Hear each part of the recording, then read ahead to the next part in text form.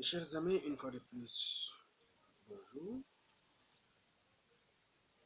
C'est une fierté renouvelée pour moi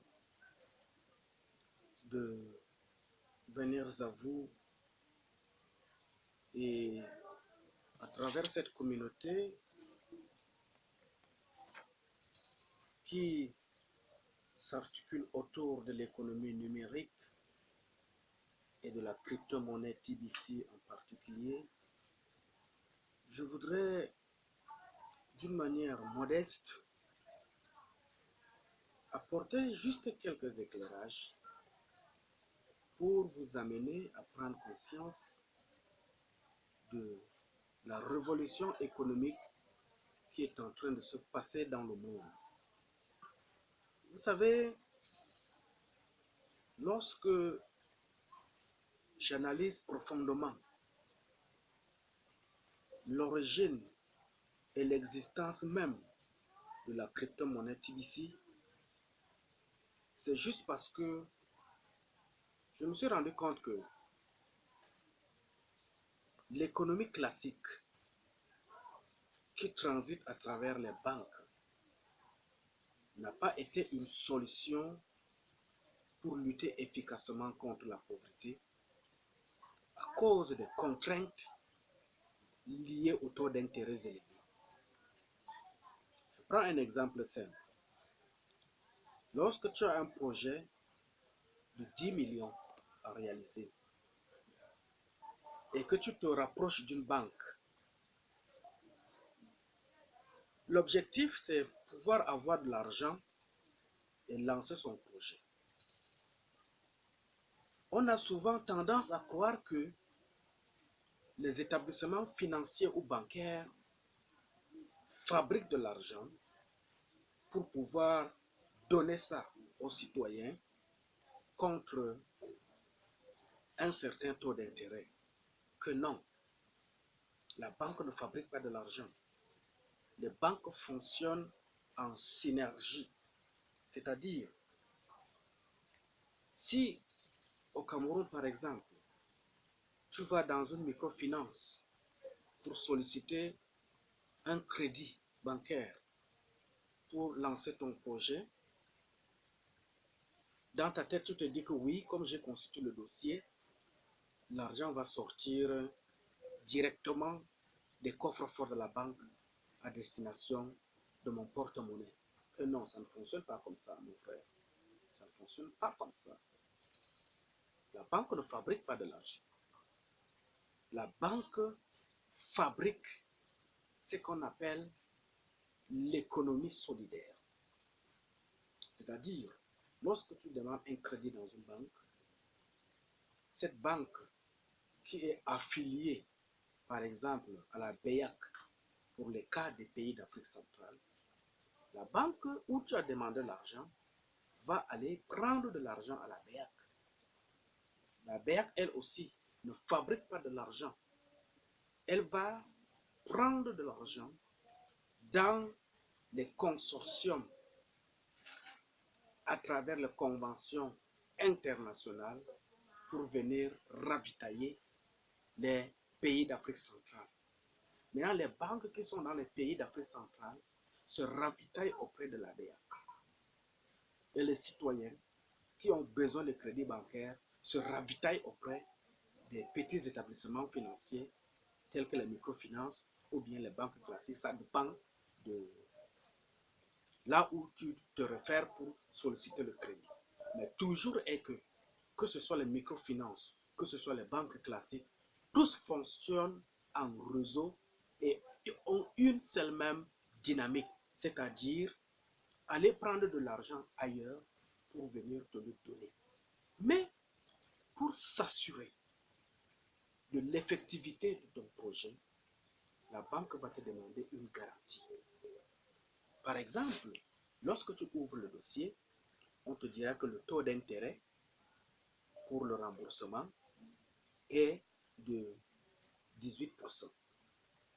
Mais alors, lorsque tu vas prendre cet argent, en calculant le plafond de remboursement, tu vas te retrouver parfois avec un intérêt qui est passé de 18% à 40%. Juste pourquoi?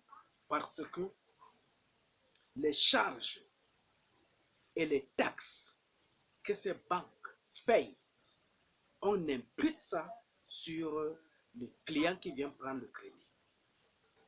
Tout le système de fonctionnement, les dépenses liées au fonctionnement de la banque, ce sont les clients qui supportent ces charges. C'est pour cela qu'à un certain niveau, tu te rends compte que le taux de crédit bancaire est élevé au-dessus de la norme. Raison pour laquelle certains citoyens qui vivent surtout en communauté préfèrent encore se tourner vers les tontines dans les quartiers ou les organisations confessionnelles parce que là-bas, le taux d'intérêt est assez flexible. Qu'est-ce qui amène ainsi les raisons pour lesquelles l'économie ne parvient pas à soutenir le niveau élevé de la pauvreté? Juste parce que les intérêts qu'on nous impose dans les établissements bancaires ne te permettent pas à réaliser ton projet. De deux, parfois tu as placé un objet de valeur ou bien un bien immobilier que tu as placé en gage comme garantie au prêt contracté auprès de la banque. Si ton entreprise échoue et que tu ne parviens pas à rembourser ton crédit, eh bien mon cher ami, c'est la garantie que tu as placée comme gage qui va disparaître parmi tes biens. Raison pour laquelle, n'ayant pas pu résoudre le problème de la lutte efficace contre la pauvreté dans le monde,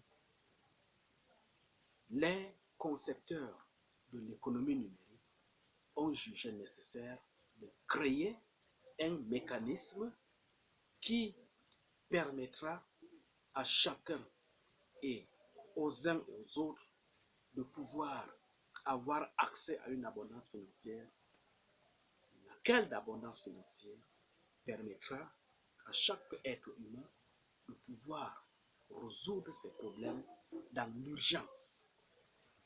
Une chose, c'est que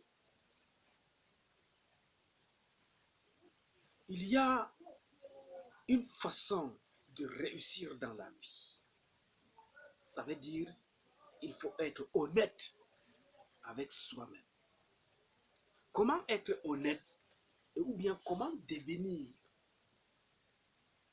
honnête et avoir accès à l'abondance financière à travers la crypto-monnaie TBC, c'est de comprendre que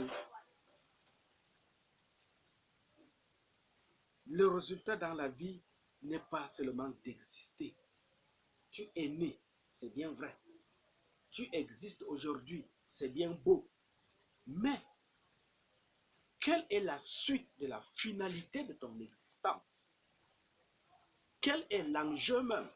Quelle est l'importance et l'impact de ta présence dans la société qui t'environne ou bien au sein de la communauté qui t'a vu naître?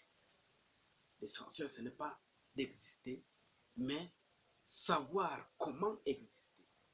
Raison pour laquelle, à travers l'abondance financière que nous procure la crypto-monnaie TBC, il y a lieu de se questionner, de se remettre en cause et de voir dans quelle mesure est-ce que moi aussi, je peux être une personne ressource qui pourra apporter sa contribution dans le processus de développement de son territoire.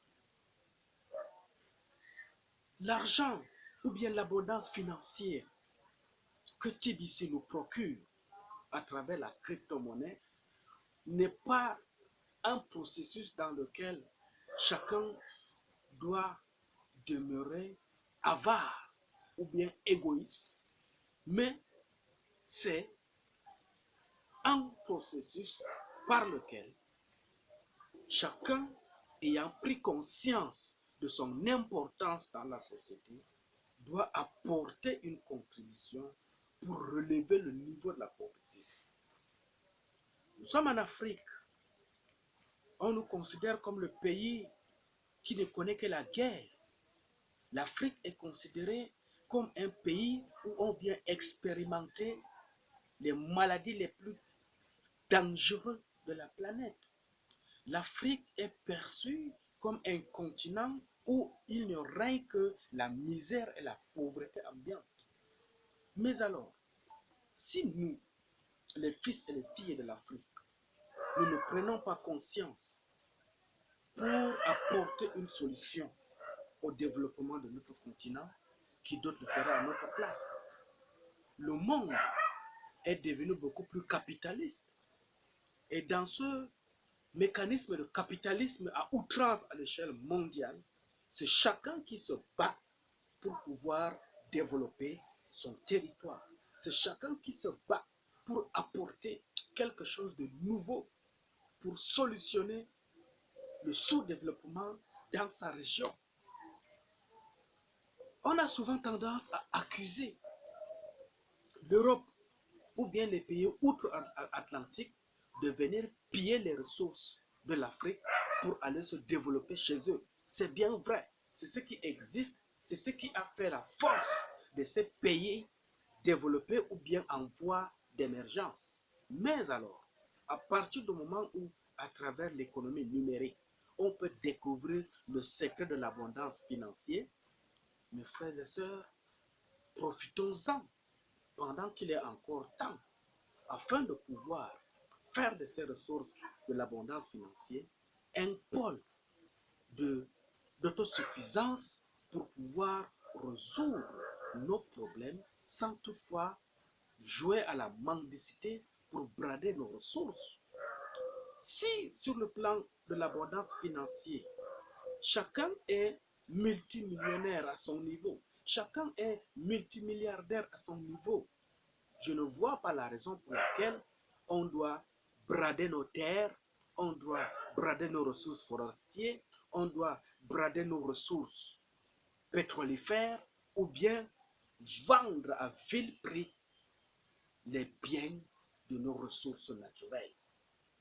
Parce que celui qui peut brader son bien le plus précieux, c'est celui qui a faim. Mais si tu n'as pas faim, qui viendra t'influencer pour arracher ce qui te revient de trop cher d'une manière aussi dérisoire? Je ne crois pas.